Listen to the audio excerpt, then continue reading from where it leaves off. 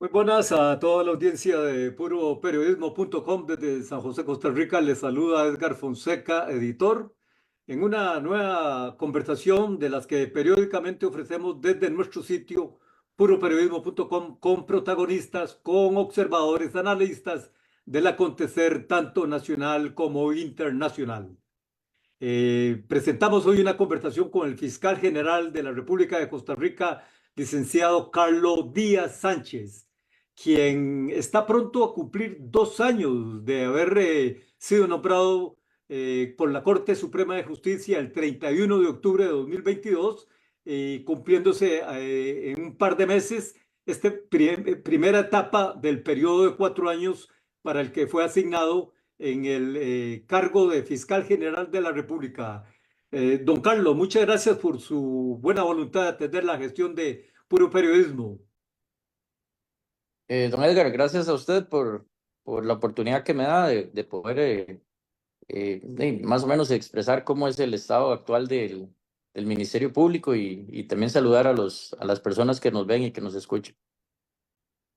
Puroperiodismo.com desde San José, Costa Rica. Esta conversación está en vivo en la red Zoom, Facebook Live. Estará pronto en Twitter, Instagram, Thread.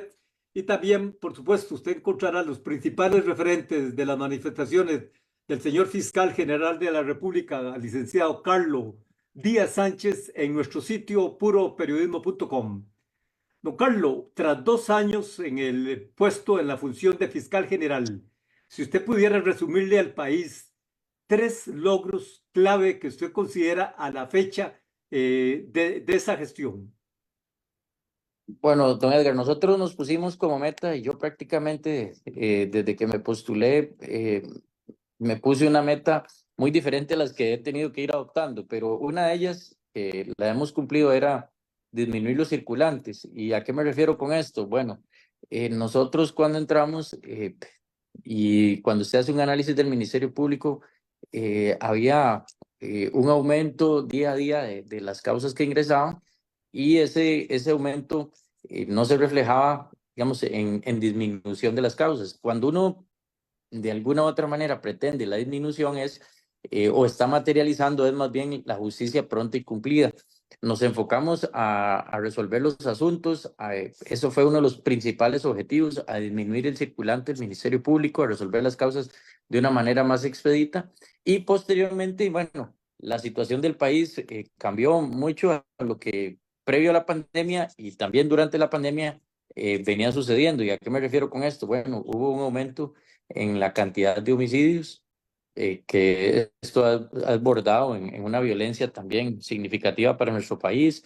Los niveles de violencia pasaron, bueno, si lo contamos por homicidios por cada 100.000 habitantes, que previo a la pandemia estaban aproximadamente unos 12 homicidios por cada 100.000 habitantes, pasaron a 17 por cada 100.000 habitantes. Fue un aumento muy importante y es una situación que bueno, que no se vivió previo digamos, a mi ingreso al Ministerio Público, no había un grado de violencia tan alto en nuestro país y actualmente ese fue otro de los desafíos que tuvimos que afrontar prácticamente iniciando labores. ¿Qué tuvimos que hacer? Bueno, prácticamente retomar una fiscalía que había dejado de existir, por lo menos con la, bueno, con una administración pasada se consideró que tal vez no era tan necesaria la Fiscalía de Crimen Organizado. Nosotros retomamos la Fiscalía de Crimen Organizado, obviamente ya con este enfoque también bueno, tiene diferentes enfoques, pero con un enfoque un poquito más marcado en lo que es narcotráfico y lo que esto genera prácticamente muertes o ajustes de cuentas, como se le conoce popularmente. Tuvimos que enfocarnos en eso. El primer año, bueno, y para nosotros fue una gran sorpresa este aumento en la cantidad de homicidios. Y para este segundo año, o este año propiamente, bueno, junto con el organismo de investigación judicial, venimos realizando un trabajo muy coordinado por objetivos y prácticamente, bueno, durante ese año también hemos obtenido un resultado, llamémoslo positivo, porque logramos la contención del fenómeno delictivo. Actualmente llevamos unos menos 20, menos 24, menos 25 homicidios con relación al mismo periodo del año pasado, que se proyectaba que más bien si no tomábamos acciones claras y contundentes, se proyectaba que el aumento de los homicidios iba a ser mayor que lo que se dio el año pasado. Entonces, por ahí también ha sido uno de los puntos que tuvimos que trabajar prácticamente en el camino. No era algo esperado, no era algo que se visualizaba, porque como le dije, el comportamiento de los homicidios en nuestro país era muy diferente a lo que ocurrió el año pasado y a lo que está ocurriendo este año.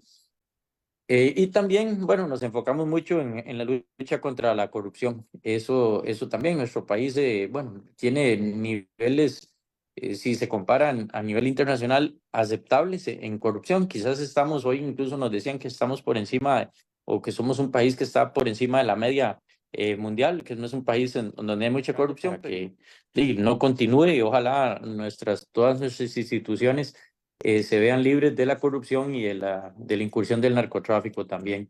Quizás en esos tres puntos es que nos hemos enfocado y en los tres hemos obtenido resultados positivos hasta el momento, según mi percepción.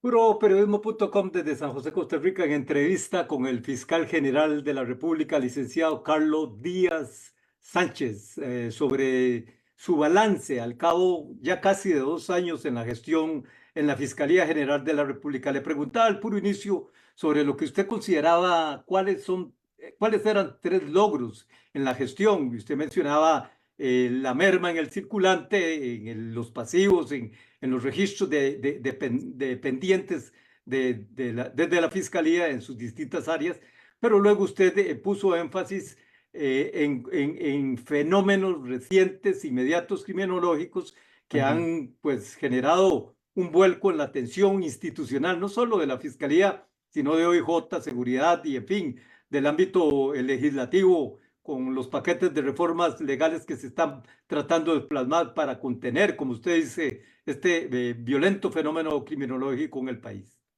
Si yo le pidiera a usted resumir, ¿cuáles cree usted los tres principales desafíos que tiene usted en mano en este momento como fiscal general de la República? ¿Cuáles serían, don Carlos? Bueno, es un desafío, el primero, y que tiene que ver mucho con todo esto, y creo, pero es a nivel interno, ya no, digamos, no con un enfoque país. Para mí es dotar al Ministerio Público de las herramientas tecnológicas necesarias para poder ejercer una mejor función. Mira que esto nos agobia mucho.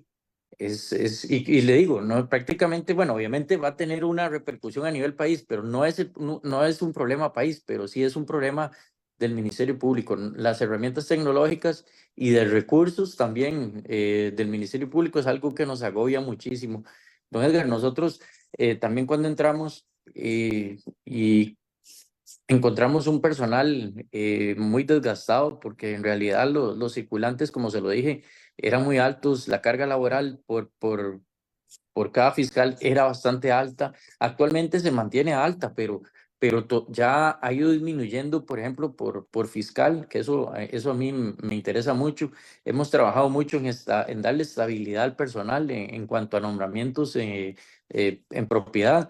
Muchos de ellos se encontraban interinos durante muchos años. Esto a veces hasta es una especie de perversión, porque mantener a las personas interinas quizás era algo alguna práctica que a algunos les gusta, pero a mí no, a mí eso no me hace gracia. Yo prefiero darle esa estabilidad.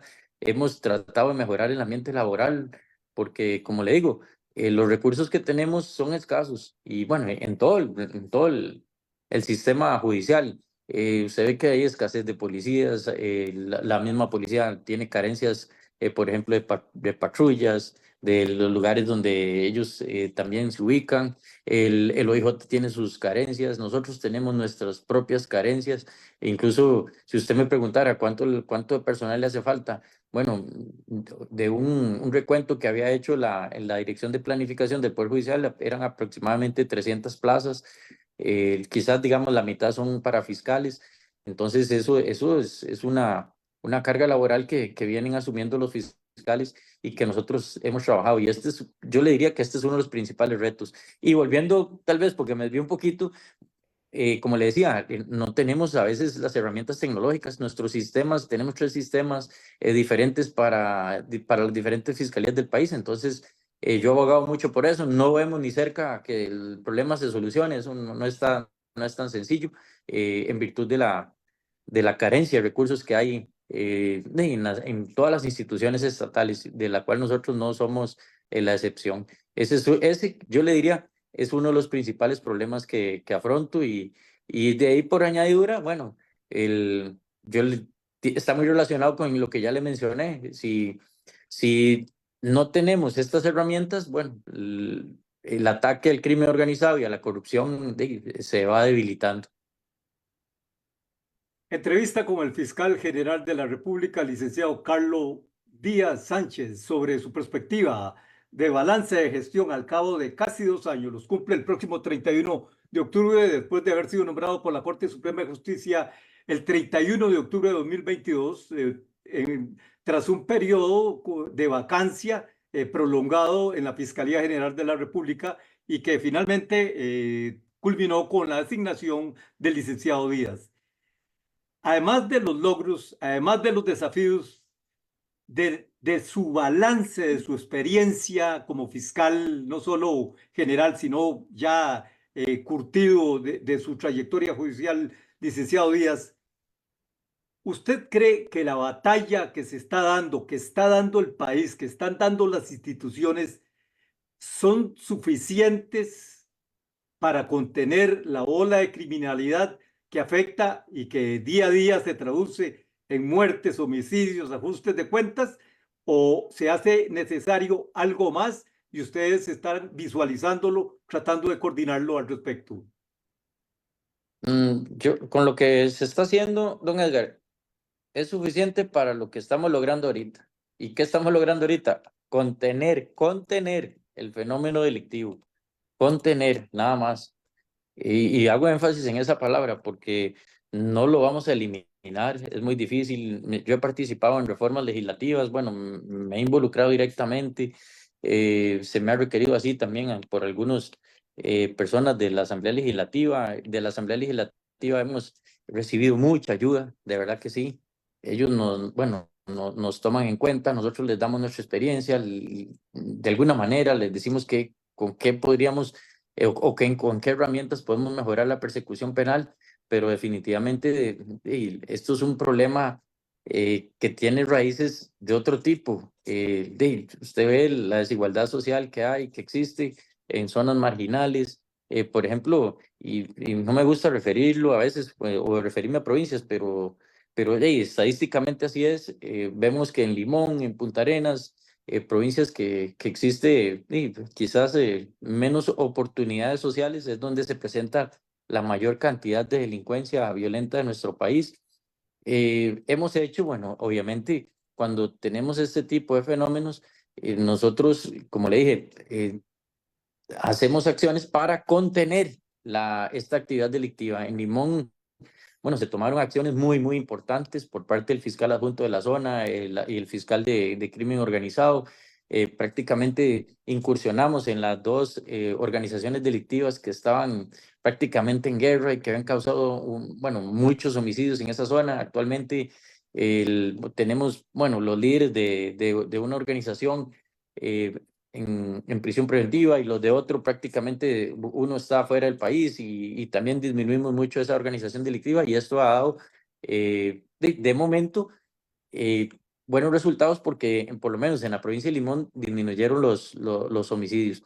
Lo mismo se había trabajado en Punta Arenas. En Punta Arenas empezamos trabajando el año pasado con algunos operativos, y tuvimos la suerte de que en uno de esos operativos logramos realizar algunas acciones de investigación que nos deparó posteriormente prueba que los permitía vincular a hechos delictivos, y también logramos la detención de dos líderes de esas organizaciones.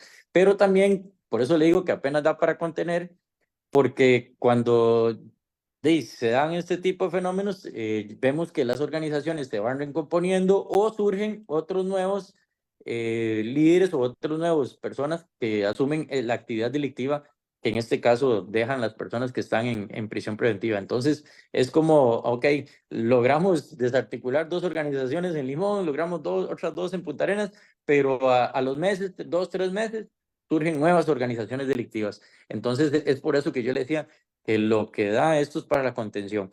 ¿Y qué es lo que vemos el problema de fondo? Bueno, un problema social, un problema en donde las personas que viven en esos lugares prácticamente no tienen oportunidades, los jóvenes están siendo tentados por mayores que están involucrados en narcotráfico, que les muestran una vida, llamémosla así, entre comillas, de lujos o de cosas que ellos no pueden obtener en sus familias, donde no hay oportunidades, por ejemplo, para estudio, para trabajar, para realizar actividades deportivas, incluso hasta para realizar actividades religiosas que de alguna otra manera les permitan mantenerse alejados de este fenómeno delictivo, el narcotráfico y el crimen organizado.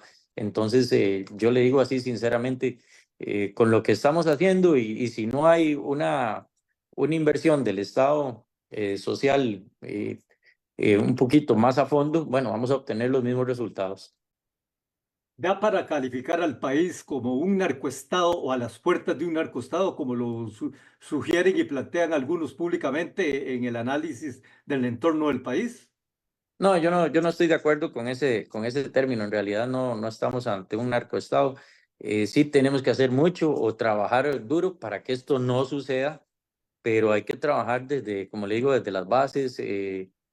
Bueno, los programas, yo no quiero meter en lo que no me corresponde, programas educativos, programas deportivos, los mismos o sea, programas religiosos, programas sociales, darle la oportunidad a las personas para que no se vean vinculados en ese tipo de actividades, eh, de poder contener a los jóvenes y que no se involucren en este tipo de actividades, porque generalmente usted lo ve, don Edgar, lo que tenemos ahorita de personas prácticamente vinculadas a organizaciones delictivas son niños, o sea, son o menores de edad o jóvenes que están apenas en una etapa incipiente de su juventud.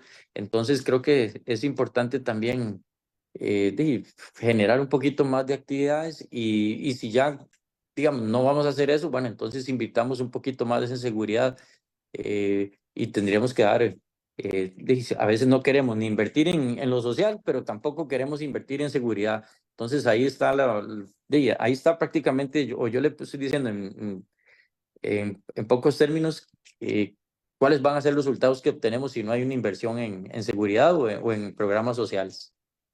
El país como base, como sitio de zona de paso de grandes cargamentos de droga. Yo sé que esta es materia Sí. probablemente más de seguridad y más de OIJ, pero usted está involucrado en el aparato institucional, en el combate del gran trasiego de drogas por Costa Rica y hacia la región.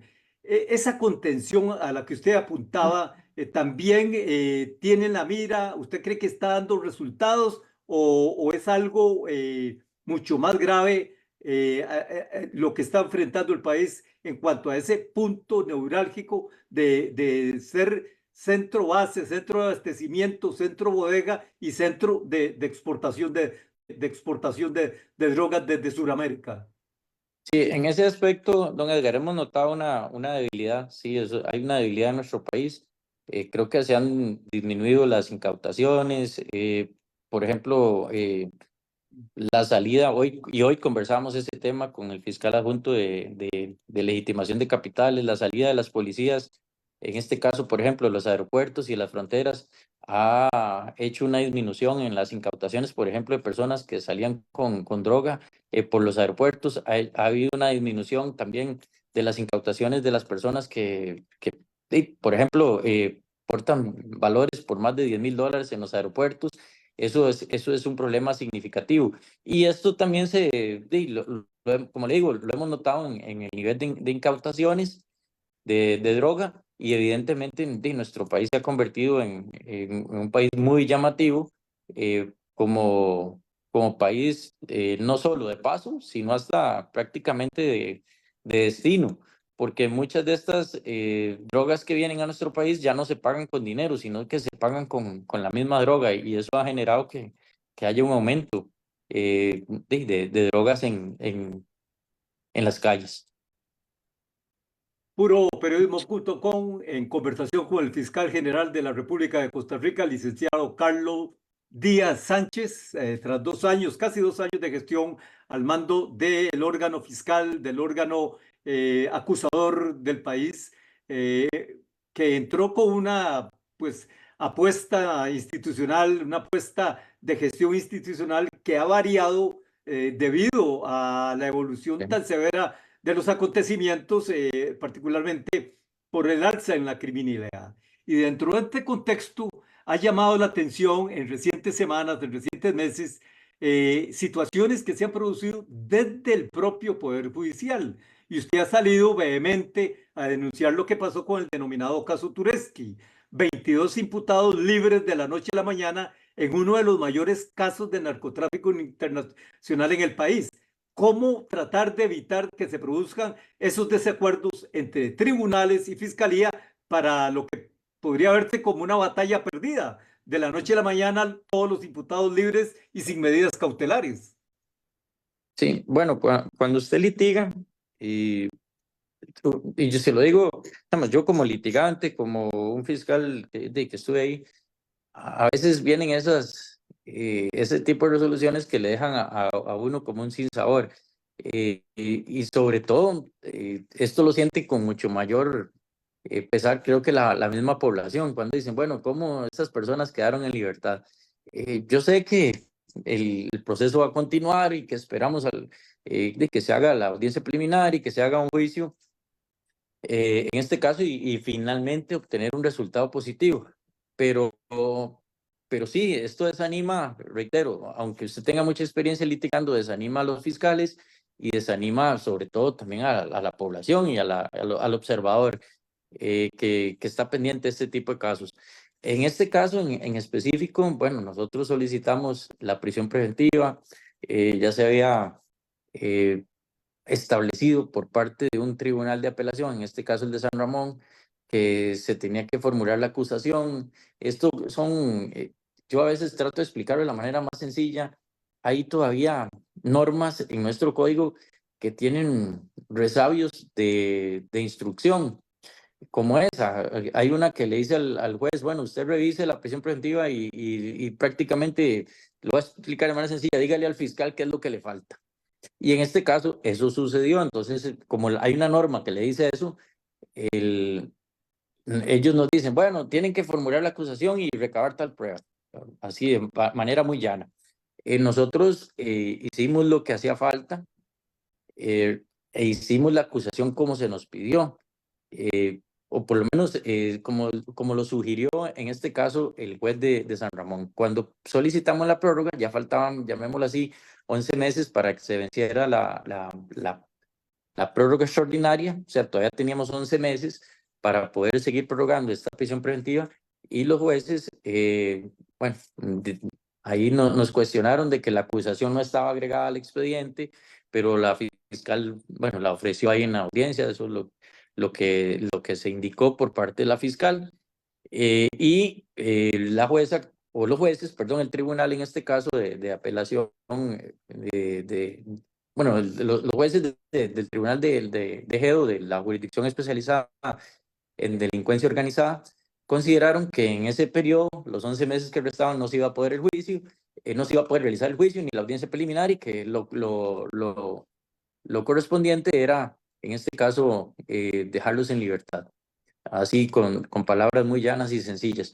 Eso, bueno, a nosotros nos molesta mucho, no estamos de acuerdo con ese tipo de resoluciones. Ya se había formulado la acusación y se había hecho todo un esfuerzo por parte de los fiscales. Prácticamente desde que se tuvo el último informe a la fecha de formulación de la acusación habían transcurrido aproximadamente 2 meses. Es una acusación de aproximadamente 700 folios. Es que no estamos hablando que es un acto conclusivo, un requerimiento de 5 páginas, no, son 700 folios en donde se tienen que analizar varios tomos, en donde se tiene que analizar toda la prueba técnica, donde se tiene que analizar la prueba contable. Y reitero, yo salí a defender o a dar la cara por los fiscales porque yo sé el esfuerzo que ellos hicieron, incluso trabajando fines de semana para llegar con tiempo a solicitar esta prórroga y poder decir, ya la acusación está lista, queremos que se examine la misma y que ojalá este asunto vaya a juicio, de lo cual no tenemos duda que va a ir a juicio. Pero ese es el procedimiento. Y cuando vemos este tipo de resoluciones, bueno, a veces uno termina un poco molesto y también creo que para el observador o para el ciudadano no es el mejor mensaje por parte del Poder Judicial o de los jueces. Y creo que esto molesta, creo que a cualquier persona, pero reitero, bueno, sabemos que el proceso continúa y ojalá esperemos muy pronto poder estar a las puertas de la audiencia preliminar y del juicio y obtener ya el resultado positivo. También se dijo por parte que nos parece hasta un poco razonable por parte de los juzgadores que la pena iba a ser desproporcional cuando son penas bastante altas que pueden superar de un lado, digamos, por el narcotráfico 12 años y también por el lavado de dinero puede superar también otro tanto similar. Entonces ellos se exponen a una pena, digamos, a grandes rasgos podríamos exponernos una pena de más de 20 años de prisión. ¿Y cómo va a ser desproporcional una prisión preventiva que apenas tiene 3 años si eventualmente estas personas van a obtener una condena llamémoslo así, y lo digo a grandes rasgos, de más de 20 años de prisión, eventualmente? No solo el tema de la embestida del crimen organizado, del narcotráfico internacional, de la violencia de género, de la cantidad de delitos que ustedes permanentemente están investigando, tanto en conjunto con OIJ como con otras instituciones policiales, sino que recientemente, y este ha sido uno de los casos que ha generado más atención y más polémica en la opinión pública, ustedes intervinieron en lo que se ha dado a conocer como el caso Gandoca Manzanillo, en donde se denunciaron supuestos anomalías con permisos forestales en la zona del refugio nacional silvestre de Gandoca Manzanillo, licenciado Carlos Díaz Sánchez, fiscal general de la República. Pero en Sí, medio de todo esto, Ujú. el presidente de la República, en una manifestación el pasado 21 de agosto, afirmó, no pasa nada, ayer hubo 26 allanamientos, vaya y pregúntele al fiscal ambiental por qué hubo ya 26 allanamientos cuando un juez penal, al considerar la misma solicitud de prisión preventiva, creo que debió haber sido el mismo el fiscal ambiental, respondió, aquí no se tipifica, no se forma un delito, que algo está pasando, está pasando. Sería irrespetuoso decir que nada pasa. Esperemos que el fiscal ambiental vuelva a pedir a algún juez penal una acción contra algunas personas sobre la base de la evidencia que tenga. Mi expectativa es que lo que va a responder es lo mismo. ¿Dónde está el crimen?, preguntó el mandatario. ¿No es esto una abierta intromisión desde el Poder Ejecutivo hacia las funciones jurisdiccionales, señor fiscal? En cierta manera sí, don Edgar, porque nosotros, bueno, somos respetuosos de la división de poderes. Y a mí cuando me preguntan de decisiones del Ejecutivo, yo digo, no, no es mi campo, pero creo que sí son a manifestaciones desafortunadas del señor presidente, incluso a veces hasta desconocedor. Bueno, él no es abogado, él lo ha manifestado, pero desconocedor de un procedimiento básico y desconocedor, bueno, de los hechos que se están investigando sobre todo. Y nosotros ese tipo de manifestaciones simplemente las respetamos, no las compartimos, pero creo que hay un desconocimiento, de verdad, de lo que se está hablando en este caso y de las acciones que ha tomado el Ministerio Público en estos hechos. La pregunta que hace el presidente, ¿dónde está el crimen?, no es un menosprecio a la labor jurisdiccional, a la labor de los tribunales, a la labor del sector justicia del país. Sí, no, no, ya se lo dije, es un desconocimiento, o sea, perdone, pero él desconoce de lo que está hablando. Y en este caso, nosotros hacemos un trabajo profesional y serio y además ejercemos nuestra función, que es, en este caso, ejercer la persecución penal y de manera técnica, sobre todo. Estamos hablando de delitos ambientales. El fiscal ambiental que lleva el caso, o que ha estado más involucrado en el mismo, porque no solo él está involucrado, sino también está la Fiscalía de Probidad, Transparencia y Anticorrupción, con la Fiscalía Agrario Ambiental, que están trabajando de la mano, lo hacen con conocimiento técnico. Este fiscal ambiental, que bueno, se refiere solo simplemente prácticamente a un fiscal ambiental, pero no, como le digo, es un equipo de trabajo el que está involucrado en esa investigación, pero este fiscal ambiental es una de las personas más capacitadas en esa materia. En esa fiscalía, estos fiscales tienen prácticamente trabajando en eso 20, 25 años y son personas que han recibido mucha capacitación y son personas muy profesionales y obviamente el trabajo que hacen es con base en un conocimiento técnico. Por ahí que le digo que hay un desconocimiento de la persona que está mencionando esos aspectos. ¿Se puede cuestionar así la labor de la Fiscalía sin que esto implique alguna acción por parte de la Fiscalía respecto a, en este caso, el presidente con ese tipo de manifestaciones? Nosotros lo tomamos simplemente como manifestaciones que él puede hacer y desde el punto de vista político, pero desde el punto de vista jurídico, nosotros tenemos nuestra posición y de verdad que se está haciendo un gran trabajo de manera técnica y científica en este caso. Como le digo, hay un equipo de trabajo, no solo hay un fiscal ambiental que tal vez se han enfocado las baterías o las filas o las flechas hacia él, pero en este caso es un equipo de trabajo y reitero, el trabajo de nosotros es un trabajo técnico y nos fundamentamos también en toda la tecnología y los conocimientos que se deben de tener en este tipo de casos. ¿Cuántas causas están abiertas contra el presidente de la República en este momento, señor fiscal? No se lo podría decir a ciencia cierta, yo eso se lo puedo decir fácilmente, pero si usted me dice ahorita un dato podría fallar y eso es lo que no quiero. Pero ese dato se lo puedo hacer llegar a través de la oficina de prensa si gusta. Lo que no quiero es decirle un monto y que tal vez sea una más, una menos y que esto cause algún tipo de polémica. ¿Está siendo llamado a declarar o estaría por ser llamado a declarar en estas causas?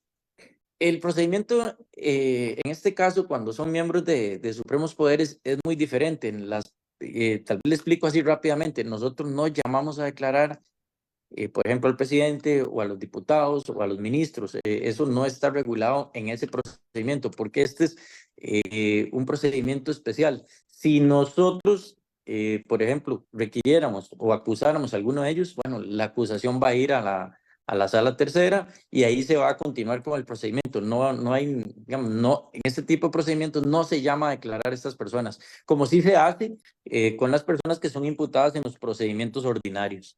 Es un poquito diferente. Desde la Presidencia de la República se ha tratado de minimizar el caso penal Gandoca Manzanillo.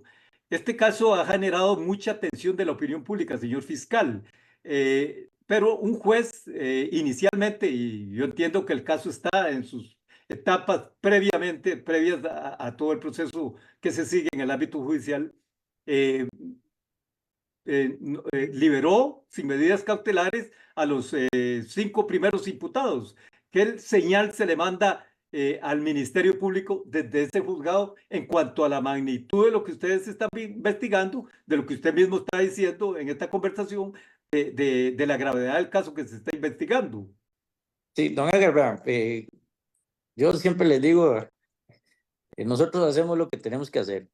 En este caso, cuando un juez dicta una resolución de ese tipo, que nosotros respetamos, pero que a todas luces es una resolución que no tiene ningún sustento jurídico, hacemos lo que tenemos que hacer. ¿Qué es lo que hay que hacer? Bueno, si existen los recursos para combatir una resolución de esas, nosotros los vamos a ejercer. Y creo que eso es lo que hemos ido haciendo en esta investigación. Bueno, la resolución, el juez, si mal no recuerdo, a grandes rasgos, dice, bueno, ahí no hay delito. O sea, hubo un pésimo análisis, pero pésimo análisis de la prueba que se le ha mostrado y un desconocimiento jurídico y técnico por parte del juez. Entonces nosotros hacemos lo que tenemos que hacer. Bueno, no nos vamos a contentar con que el juez nos diga eso y ya, bueno, no hay delito, no hacemos nada más. No, no, nosotros hacemos lo que tenemos que hacer. Y reitero, perdone que vuelva con esta frase, pero ¿qué es lo que la ley nos da? Bueno, si existe el recurso de apelación, lo vamos a ejercer. Y si se necesitaban más actos de investigación, bueno, los vamos a ejercer. Y ya eso lo hemos ido haciendo durante este proceso, pero el hecho que un juez, y perdone la expresión que voy a usar, nos diga eso no es santa palabra, como decía mi abuela. Sin ser santa palabra, el caso está apelado por parte de ustedes.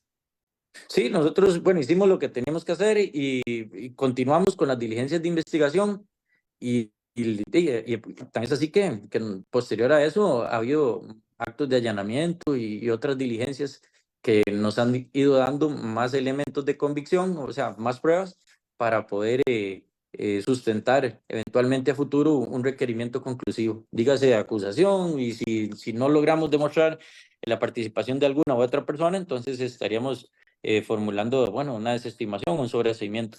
Pero nosotros no nos vamos a contentar, reitero, cuando consideramos que tenemos la razón, con una resolución que a todas luces es ilegal.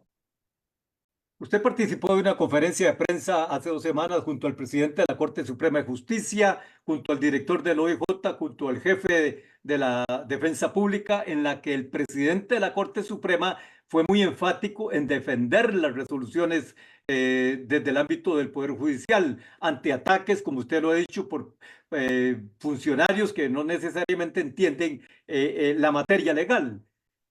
Al cierre de esta conversación, señor fiscal general, ¿cuál es el mensaje que usted le envía al país de cara a ese tipo de ataques, a ese tipo de cuestionamientos al Poder Judicial o a la labor de la Fiscalía? ¿Qué puede esperar el país de la Fiscalía General en estos momentos frente a ese tipo de manifestaciones, frente a ese tipo de cuestionamientos y en lo que uno, como analista, como observador, ve como un intento por deslegitimar la labor de una institución como lo es la Fiscalía General de la República? Ujú. Bueno, cuando los ataques son, por ejemplo, de legitimar a un poder de la República, bueno, hay que ver de quién vienen y cuáles son o qué se pretende con eso. Si hay algún un interés político, si hay algún interés incluso hasta politiquero o algún otro tipo de interés. Eso es importante tenerlo en cuenta.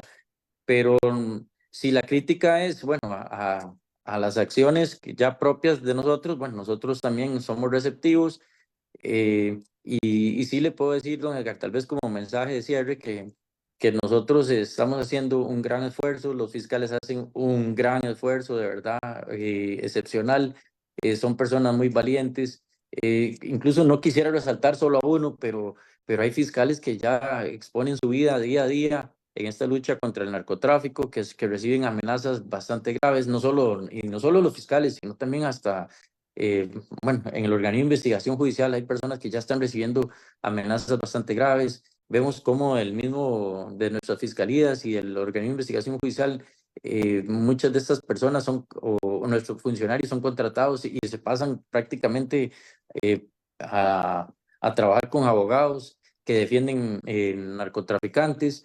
¿Por qué? Porque les ofrecen más dinero, porque les ofrecen algunas cosas extra y eso para nosotros es también una situación preocupante, pero sí le puedo decir que desde el Poder Judicial se hace un gran esfuerzo en tratar reitero, de ver cómo colaboramos en materia de seguridad. Nuestra función no es preventiva, pero hemos también colaborado en ese sentido. En muchas ocasiones hemos ido hasta operativos preventivos, que reitero, ya le expliqué incluso al inicio que hicimos uno allá en Punta Arenas y que gracias a incluso ese operativo, nos dio buenos resultados en un caso importante, pero hay un gran esfuerzo por parte de los fiscales desde todo punto de vista en disminuir circulantes, en atacar el narcotráfico, en atacar los homicidios, en atacar la corrupción y definitivamente lo que esperamos, como se lo dije también desde un inicio, aunque sea, es contener estas olas de delincuencia. ¿No veo un afán de intimidación a la Fiscalía con esos ataques, con esos cuestionamientos, señor fiscal? No, no, no, don Edgar, es que ya nosotros estamos acostumbrados a eso, aunque a ustedes tal vez les parece extraño, pero esos ataques ojalá que no se nos vuelvan tampoco comunes, pero es algo a lo cual ya uno está acostumbrado, el litigio, usted prácticamente le crea un callo en ese sentido y mientras, por lo menos de nuestra parte, realicemos nuestro trabajo con integridad, eso creo que la población también lo percibe. Y don Edgar, yo a veces les digo a mis fiscales, yo tengo una vida relativamente pública y entonces siempre me topo a personas que me felicitan y que agradecen el gran esfuerzo que estamos haciendo. Pero yo se los, vea, y de verdad se lo digo con toda humildad, yo no recibo eso a título personal, no, para nada. Yo esto se lo transmito a los fiscales y les digo, cuando a mí me felicita una u otra persona, sepan que es a ustedes, a los que están felicitando, porque son ustedes los que hacen el trabajo. Y yo siempre recibo, reitero, muchas opiniones positivas de las personas que me encuentro en la calle y no solo allá donde yo vivo, que usted sabe, sino en otros lugares. Y eso significa que el Ministerio Público está haciendo algo importante y que la población reconoce que estamos trabajando para ellos y que estamos haciendo un gran esfuerzo. Y yo reitero, esas felicitaciones que recibo de las personas, y incluso cuando hacemos rendiciones de cuentas y cuando exponemos qué estamos haciendo, para mí es muy importante porque eso refleja el gran esfuerzo y sacrificio que hacen todos y cada uno de los fiscales, porque al final de cuentas ellos son los que trabajan el día a día, ellos son los que enfrentan la delincuencia, ellos son los que reciben las amenazas y aquí lo que hacemos es, bueno, dirigirlos y decirles vamos por esta ruta. Y creo que eso es importante para mí, reconocerles a ellos el trabajo que hacen día a día. Don Carlos, muchas gracias por este tiempo, por sus reflexiones, por sus manifestaciones. Si le queda algún punto final, pues bienvenido, y si no, pues damos por concluida la conversación. Don Ever, no, yo soy el agradecido de verdad de poder haber compartido con usted estas pequeñas reflexiones. A veces me desvío un poquito por la pasión, pero del tema que usted me pregunta, pero sepa y quiero reiterar de verdad y agradecer mucho el trabajo que realizan los fiscales en el Ministerio Público. Somos muy poquitos. Y voy a explicarle eso también, perdone que me abuse. Cuando voy a reuniones con otros fiscales generales de Latinoamérica, que son a veces bastante frecuentes, yo les pregunto, ¿cuántos fiscales tienen? Y, por ejemplo, un día esto le preguntaba al de Panamá, ¿cuántos fiscales tienen? Bueno, dice, nosotros somos 1.800 y aquí somos 600. Cuando le pregunté al de Salvador, me dice, no, nosotros somos como 1.300, o sea, contra 600. Y si vemos estos dos países, bueno, las poblaciones, quizás nosotros les ganamos en población. Entonces, ahí es donde uno ve que hay una disparidad. Pero reitero, con los recursos que tenemos, estamos haciendo un gran esfuerzo. ¿Qué necesitamos más? Bueno, capacitaciones, ojalá incentivar al personal de alguna u otra manera. Los salarios de los fiscales disminuyeron mucho, incluso quedaron por debajo de los jueces, entonces los jueces de alguna u otra manera, o los fiscales ya pretenden ascender y se van, y se van a la judicatura. Entonces, por ahí son aspectos que hay que ir mejorando y creo que para reiterar y finalizar es hacer ver de verdad el gran esfuerzo que hacen los fiscales en la atención de la criminalidad. Desde puroperiodismo.com en San José, Costa Rica, le hemos presentado una conversación, una entrevista con el fiscal general de la República, licenciado Carlos Díaz Sánchez. Su valoración, su impresión, sus análisis de la gestión al cabo de 2 años de haber sido nombrado en el puesto por la Corte Suprema de Justicia. Le agradezco, licenciado Díaz, su atención, su buena voluntad de atender la gestión de Puro Periodismo. Esta entrevista, los principales referentes estarán en nuestro sitio puroperiodismo.com y en nuestras redes, Twitter, Instagram, Threads, y también ha estado en vivo en la red de Zoom Facebook Live. Desde San José, Costa Rica, les saluda Edgar Fonseca, editor. Nos encontramos en una próxima oportunidad. Muchas gracias. Gracias.